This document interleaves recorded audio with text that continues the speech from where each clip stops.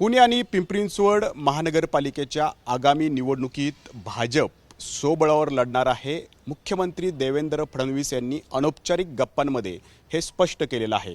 त्यामुळे आता महायुतीतलेच भाजप आणि राष्ट्रवादी काँग्रेस अजित पवार गट हे एकमेकांच्या समोर उभे ठाकलेले आपल्याला पाहायला मिळेल। परंतु ही लढत नेमकी कशी होईल, मैत्रीपूर्ण ते म्हणतायत खरं, परंतु अनेक आव्हानं या ठिकाणी अजित पवारांच्या समोर सुद्धा असणार आहेत। आणि याच अनुषंगाने आपण बोलणार आहोत पुण्यातले ज्येष्ठ पत्रकार ज्ञानेश्वर बिजले सर यांच्यासोबत। सर, म्हणतायत ते मैत्रीपूर्ण लढत, पण शक्य आहे का आता या परिस्थितीमध्ये?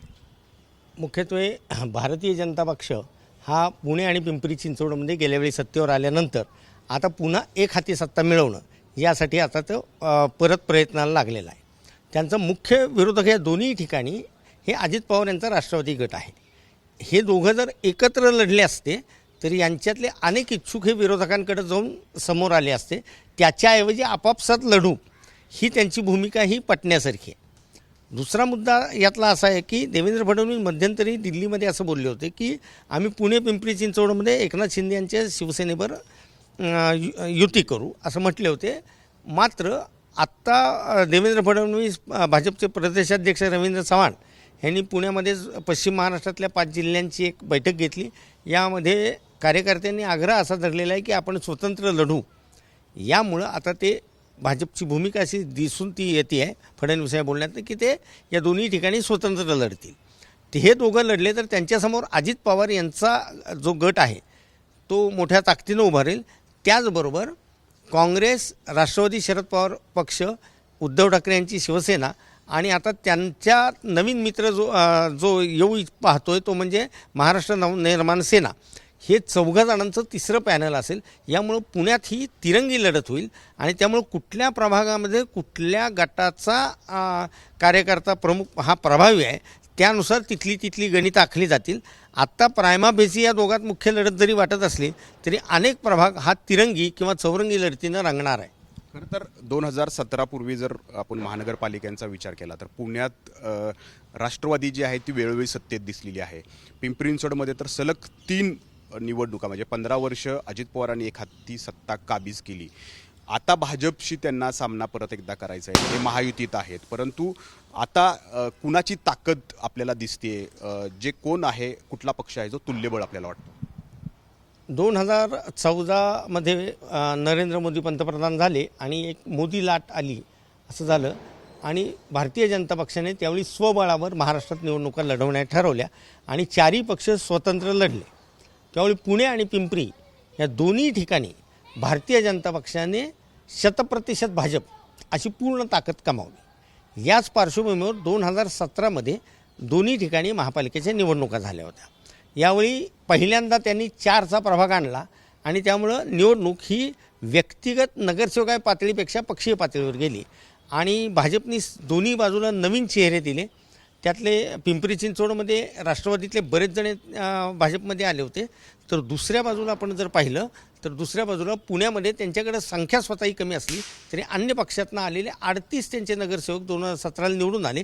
त्यामुळे त्या दोन्ही ठिकाणी बहुमत मिळलेलं आहे। यामुळं ह्या भाजपचं त्यावेळची जी 17ही ताकद आहे, मात्र त्यानंतर 5 वर्ष त्यांची सत्ता होती आणि जवळजवळ त्यानंतर 4 वर्ष किंवा निवडणुकाच झालेल्या नाहीत। त्यामुळे आता 9 वर्षांनी ही निवडणूक आता होती आहे। त्यामुळे 9 वर्षातनं लोकांचं मतदारांचं चित्र कसं बदलेल त्यानुसार या दोन्ही ठिकाणचं आपल्याला काय येईल ते पाहता येईल। खरं तर पालकमंत्री म्हणजे उपमुख्यमंत्री अजित पवार यांचा आता सामना थेट भाजपशी या ठिकाणी होणार आहे। म्हणजे मुख्यमंत्री देवेंद्र फडणवीस विरुद्ध अजित पवार अशी ही लढत असणार आहे। त्यामुळं अजित पवारांच्या समोर काय आव्हानं असू शकतात, कारण गेल्या 8-10 वर्षात बरंच काही पाणी पुलाखालून वाहून गेलेलं आहे। अजित पवार पिंपरीमध्ये तर अजित पवारांनी विकास केला हा म्हणजे प्रचाराचा भाग होता। इथपर्यंत त्यांनी विकास त्या काळात त्यांची सत्ता असताना केला होता। मात्र त्यांचे जे मुख्य शिलेदार होते लक्ष्मण जगताप असतील, त्यानंतर त्यांनीच ज्यांना स्थायी समितीचे अध्यक्ष केले ते महेश लांडगे असतील, हे सर्वजण शेवटच्या टप्प्यामध्ये भारतीय जनता पक्षात गेले। यामुळे पिंपरी चिंचवडमधली त्यांची सत्ताही गेली। त्यानंतर आत्ताही तिथलं वातावरण भाजपच्या बाजूनं आहे।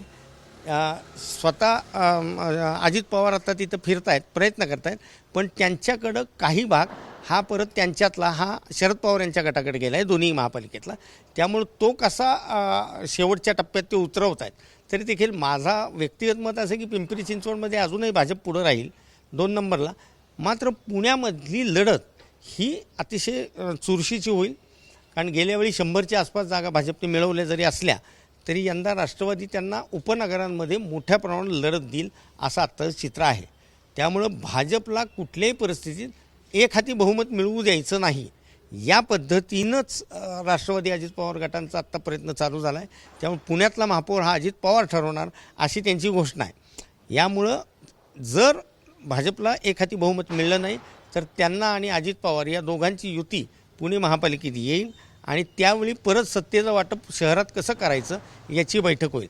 त्यामुळे त्या दृष्टीनं दोन्ही पक्ष आता तयारीला लागलेले आहेत. लढत देवेंद्र फडणवीस विरुद्ध अजित पवार अशीच आपल्याला पाहायला मिळेल. पुण्यामध्ये हे 2च नेते आहेत. अजित पवार पुणे जिल्ह्यातच मुख्यत्वे पूर्णपणे त्यांचं लक्ष केंद्रित करतील. देवेंद्र फडणवीसाला मुंबई, नागपूर प्लस पुणे असे तिन्ही ठिकाणी फिरावं लागेल.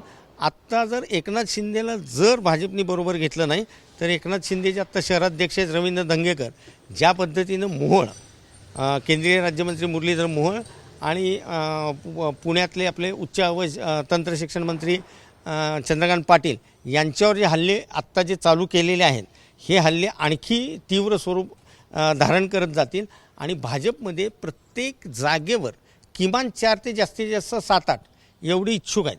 त्यामुळं एकाला तिकीट दिल्यावर उरलेले इच्छुक काय करणार आहेत निवडणुकीच्या ऐन लढाईच्या धामधुमीत, ह्याच्यावर पुण्यातला भाजपचं भवितव्य अवलंबून राहणार आहे. खरं तर भाजपनं हा जो सोबळावरचा नारा दिला आहे हा केवळ आगामी महानगरपालिका निवडणुकापुरता आहे की 2029ची लोकसभा आणि विधानसभा नजरेसमोर ठेवून सगळं हे पावलं उचलली जातं? नाही, आत्ता जर पाहिलं तर आत्ता स्थानिक स्वराज्य संस्था या कार्यकर्त्यांची निवडणूक असते, त्यामुळे हे आत्तापुरतंच असेल. 2029ला अजून 4 वर्ष आहेत. तोपर्यंत देशभरात अनेक विधानसभेच्या निवडणुका ह्या आत्ता बिहारमध्ये चालू आहे तसं त्या चालू राहतील. आणि आत्ता जर पुणे आणि दोन्ही महापालिका घेतलं तर शहरामध्ये भाजपचंच वर्चस्व गेले 10 वर्ष दिसतंय.